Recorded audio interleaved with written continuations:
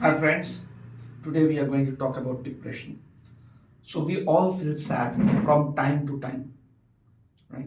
So if the symptoms of sadness persist or continues for more than 2 weeks and does not resolve, it might be a sign of depression.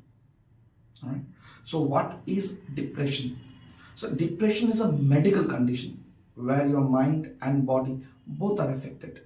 It affects the people who actually have problems with coping, difficulty with coping with stressors in life.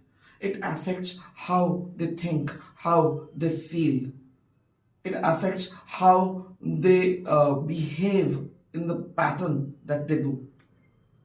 So, this is commonly happening to people who are actually unable to deal with the situation of their daily life. This is a medical condition and needs attention. There are a lot of factors for depression, multifactorial, but of them there are some majors like relationship issues, marital conflicts, financial difficulties, life threatening diseases, chronic illnesses, and there are also some personality traits that might cause depression, loss of some loved ones, loss of social support, friends, loss of relatives. So this all might cause depression, and there are others also, other reasons also that also might contribute into depression. Easily symptomatically understood in 8 symptoms, broad symptoms. So it's a very easy way to say sad cages, sad S for sleep disturbances. When a person is unable to fall asleep, there is insomnia, or maybe the sleep is broken. A for appetite changes. Either he is or she is eating more or eating less. So there will be, as a result, weight change, either weight gain or weight loss. Then there is the third symptom of D. D for depressed mood. So you are having a depressed mood, a very dull mood. Why sad mood? You do not know, but there is a sadness in your mood. Then there is cages. C for concentration. There will be problem with concentration. You cannot concentrate. It is very hard for you to concentrate on complicated things.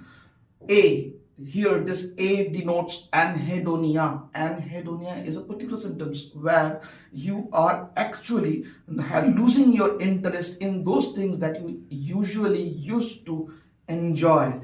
The things that you used to enjoy are no longer attracting you now. So that is known as the symptom of anhedonia. So there, this is the A for anhedonia. Then comes G for guilt or shame. You feel a feeling of guilt, shame. You do not know why, but it comes a guilt or shame feeling. Then there is a E for emotional lability. So emotional lability means that there is a mood swings happening. Sometimes you are irritable, sometimes you are angry, sometimes you are lashing out, sometimes you are crying. You do not know why you are doing so, but your moods are swinging. Like sometimes you are laughing, sometimes you're crying. You do not know. It's an extreme mood swings that are happening. There might be also a depression, or you might be completely contracted from the whole world, detached from the whole world. You might be absolutely having no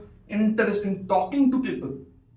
You are actually you're shrinking in your own shell. You are just coming into your own shell. That might also be considered as mood swing, mood changes, mood disturbances, emotional lability. There will be lack of energy, there will be lack of enthusiasm. You do not feel the energy to talk to people, to meet to people, to do new things. You don't have that enthu anymore. Hopelessness, that is coming from hopelessness, as if a churanto, it's a extreme hopeless, helpless situation. And then the last one, the most critical one, the S for suicidal ideation. There might be also suicidal ideation, and we have to keep our ears open, eyes open to mark those types of things. When you are having a very self-destructive thoughts, people cutting their wrists or arms, very, very destructive thoughts, but that does not solve the problem. So these are the symptoms, broad symptoms of depression. Five, any five of them you are having regularly for a period of 2 weeks, then it's a time to seek help. It's a time to seek really, really serious help. It's a serious problem. Be very careful about it. It is a serious problem, needs medical supervision immediately. Okay, contact the professionals. How to manage depression? The burning question. So there are a lot of ways we can find ourselves. It's like climbing up the pit, you have fallen into a pit. It's like climbing up. Okay, you have to put the effort, you have to climb up. It's a struggle, it's not easy, it's a struggle. There are two ways. One is holistic approach, counseling approach, another is by medication. All right, so meditation or medication. So how to manage depression? Once more, number one, spending your time with your friends and family, your support system, those people who will actually save you. You need to vent out, you need to vent yourself out, you need to fall back to somebody, your family, your mother, your father, your friends, your brothers, sisters.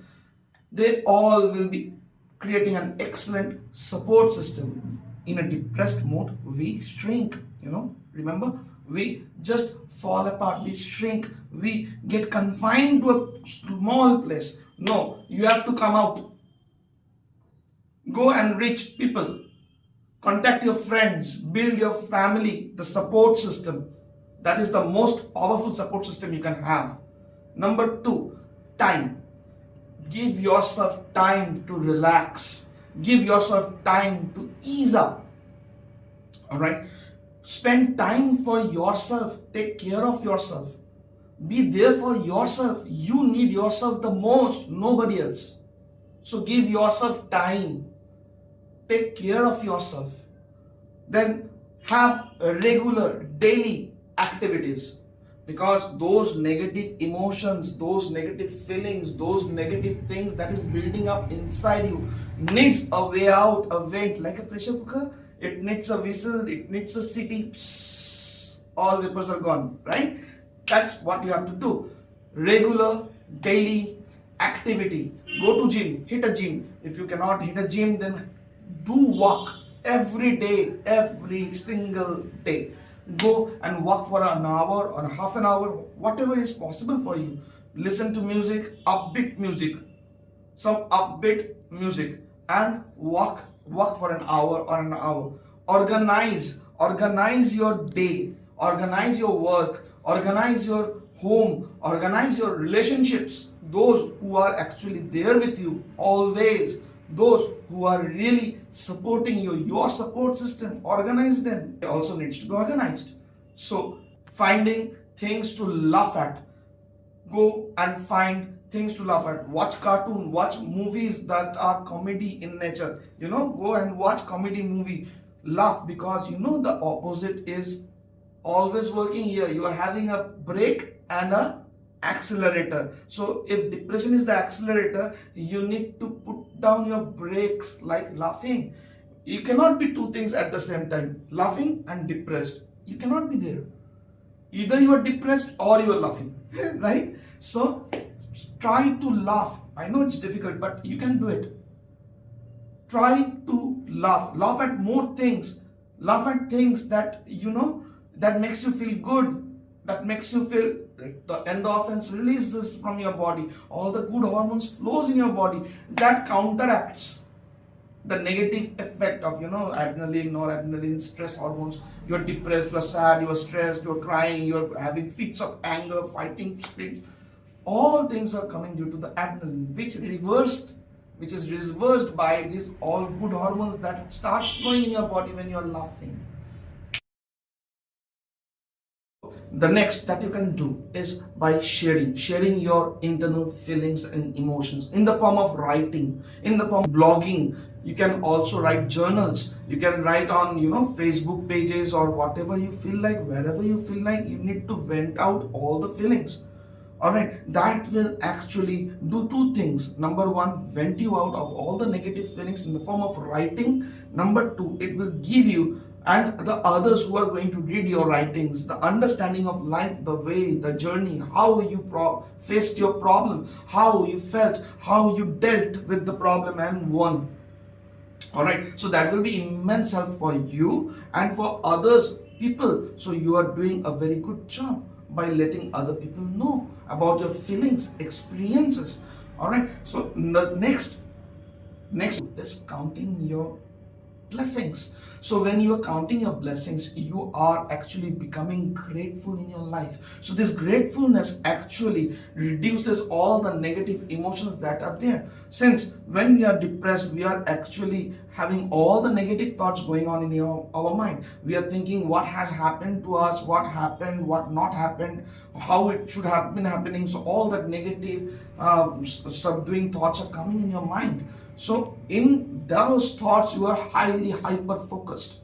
So that might cause you more and more of depression. Exactly. So what you need to do, it's like climbing up the pit. So you need to focus on all the good things that has happened in your life, because till now it cannot be that everything, not every night is a pitch dark night. There are stars, there are moons. So focus on the star, focus on the moon in that dark night. You will see light. So when you are focusing on good things in your life, on the blessings in your life, how you feel grateful. When you feel grateful, it overpowers the negative feelings and gives you a positive vibe. So in that way also you can get out of this depressive phase of your life.